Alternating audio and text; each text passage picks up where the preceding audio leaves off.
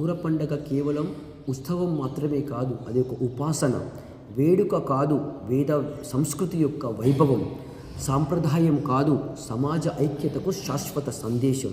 ప్రతి కుటుంబంలో శాంతి, సఖ్యం, ధర్మం, అష్ట ఐశ్వర్యాలు, సుఖశాంతులు, వర్షాలు సమృద్ధిగా ఉండాలని ఉద్దేశంతో గ్రామదేవతను అనుగ్రహం మనకు కలగాలని, కృతజ్ఞతా భావంతో ప్రజల్లో ఐక్యమత్యం నిలవాలని, పంట పొలాలు సస్యశ్యామలంగా ఉండాలని, ప్రజల హృదయంలో భక్తి, సమాజంలో శాంతి, దేశంలో సనాతన సంస్కృతి చిరస్థాయిగా విరాజిల్లాలని, ధర్మము, దైవము, ప్రకృతి, సంస్కృతి, సమాజం, మానవత్వం ఈ యొక్క 6 గుణాలకు తాత్విక రూపమే ఈ యొక్క ఊర పండుగ.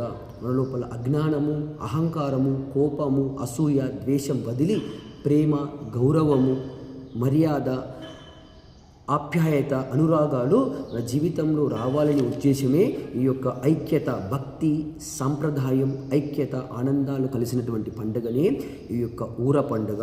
అంటే ఈ యొక్క ఊర పండుగలో పోతురాజు కూడా ఎంతో ఉన్నతిగా, అంటే ఆ యొక్క మా అమ్మగారి యొక్క సోదరునిగా పసుపును పూసుకొని ఆ యొక్క పెద్ద పెద్ద కండ్లతో మన లోపల ఎటువంటి దరిద్రం రాకుండా ఊరు చల్లగా ఉండాలని, పంటలు సమృద్ధిగా ఉండాలని మన యొక్క ఐక్యతను తెలిపేటువంటి మహోన్నతమైనటువంటి పండుగ ఈ యొక్క ఊర పండుగ. అందుకే ఎవరికి వారు చేసుకుంటే దండగా, అందరం కలిసి చేసుకుంటే ఊర పండుగ. అందరికీ కూడా మరొకసారి ఊర పండుగ యొక్క శుభాకాంక్షలు.